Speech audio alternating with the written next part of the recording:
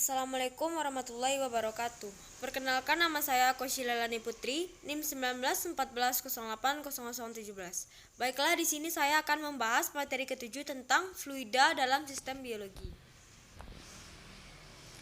Ada beberapa subtopik yang akan kita bahas. Yang pertama ada pengertian dari fluida dan konsep tekanan, kerja jantung, bagaimana kerja jantung, prinsip fluida pada aliran darah manusia, kerja pernafasan pada paru-paru, prinsip fluida pada paru-paru manusia, contoh-contoh penerapan prinsip fluida pada alat kesehatan, prinsip fluida pada burung, kontinuitas pada ikan sumpit atau pemanah, fluida peristiwa atau fotosintesis pada tumbuhan, konsep-konsep fisika dan pada proses naiknya air sampai ke daun. Yang pertama kita akan membahas dari segi pengertian fluida dan konsep tekanan. Pengertian fluida. Fluida adalah segala jenis zat yang dapat mengalir dalam wujud gas maupun cairan. Berdasarkan pergerakannya, fluida dibedakan menjadi dua, yaitu fluida statistik dan fluida dinamik. Selanjutnya ada sifat-sifat fluida. Yang pertama ada massa jenis, volume jenis, berat jenis, gravitasi jenis, dan kekentalan. Selanjutnya ada konsep tekanan. Tekanan yang berlaku pada zat cair adalah tekanan hidrostatik yang dipengaruhi kedalamannya. Hal ini dapat dirasakan oleh perenang atau penyelam yang merasakan adanya tekanan seluruh badan karena fluida memberikan tekanan ke segala arah. Hukum fluida yaitu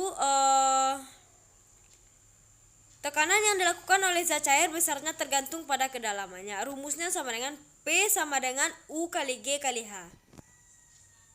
Yang kedua ada cara kerja jantung. Kerja jantung. Proses sirkulasi darah manusia terjadi dengan adanya kontraksi otot jantung, yang mana selama proses berlangsung, jantung melakukan kerja besar sebesar W. Darah mengalir melalui sirkulasi sistematik dengan tekanan puncak sekitar 120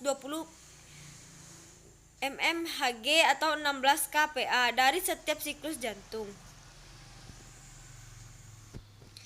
Selanjutnya ada prinsip fluida pada aliran darah manusia. Aliran darah sebagai fluida statis. Fluida diartikan sebagai suatu zat yang dapat mengalir. Keadaan bahan dapat digolongkan sebagai zat padat dan fluida. Fluida mencakup zat cair dan zat gas karena dapat mengalir dari satu ke tempat yang lain. Selanjutnya ada yang kedua, aliran darah sebagai fluida dinamis. Pada fluida dinamis, fluida ditinjau seketika sedang bergerak. Persamaan Bernoulli merupakan persamaan dasar dalam hidrodinamika untuk menjelaskan fenomena fisis yang berhubungan dengan aliran fluida. Persamaan Bernoulli dapat ditulis sebagai berikut: P ditambah PGH ditambah 2 PV kuadrat sama dengan konstan. Beberapa faktor yang mempengaruhi viskositas darah adalah: yang pertama, volume hematokrit, yang kedua, kadar protein plasma, yang ketiga, suhu tubuh, yang keempat, kecepatan aliran darah, yang kelima, bila diameter pembuluh darah kurang dari 1,5 mm, maka viskositas darah turun. Yang keempat, kerja pernafasan paru-paru. Cara kerja sistem pernafasan: yang pertama, menarik nafas, maka paru-paru mengembang dan terisi udara. Yang kedua, udara masuk lubang hidung dan ada penyaring partikel kecil menuju ke trakea. Yang ketiga, dari trakea masuk ke paru-paru melewati cabang bronkus dan bronkiolus. Yang keempat, sampai ke alveolus ada pertukaran udara. Yang kelima, setelah itu oksigen masuk ke dalam kapiler menuju jantung untuk disebarkan ke seluruh tubuh. Karbon dioksida masuk dari kapiler rongga paru-paru. Selanjutnya ada setelah pertukaran oksigen, otot diafragma dan tulang rusuk kembali rileks dan rongga dada kembali seperti semula.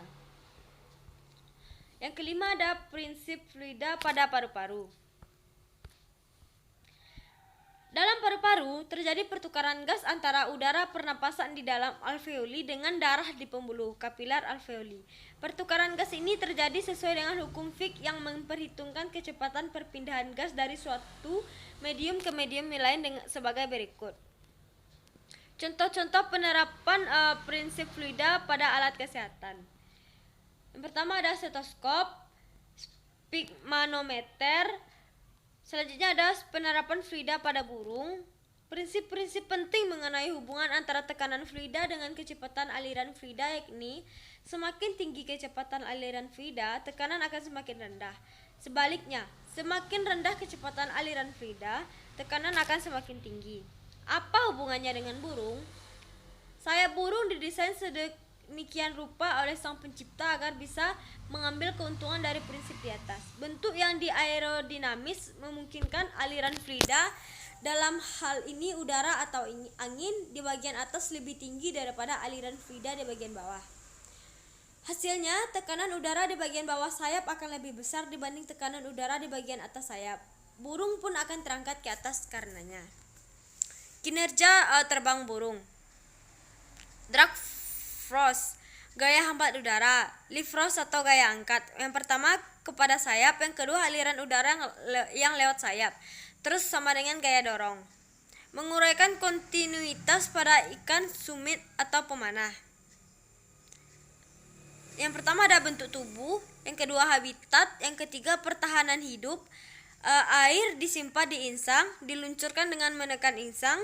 Air mengaliri lewat rongga mulut. Lidah ikan berfungsi sebagai katup. Yang keempat ada ciri-ciri ikan supit atau pemanah. Selanjutnya ada menguraikan peran fluida dalam peristiwa fotosintesis pada tumbuhan.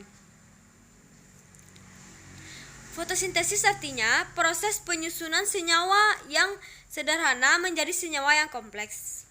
Pada bagian tumbuhan yang mengandung klorofil dan dengan bentuk cahaya matahari, perubahan molekul yang tadinya lebih sederhana menjadi senyawa yang kompleks. Berubah bentuk senyawa tersebut terjadi dalam serangkaian proses yang kompleks, yaitu melalui reaksi terang dan reaksi gelap. Reaksi terang yaitu energi matahari diserap oleh klorofil untuk diubah menjadi energi kimia.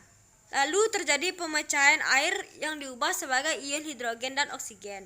Selanjutnya ada reaksi gelap. Pada fase reaksi gelap, karbon dioksida dan ion hidrogen akan berkaitan dengan bantuan energi kimia yang dihasilkan pada reaksi terang menjadi glukosa. Selanjutnya ada konsep-konsep fisika pada proses naiknya air sampai daun.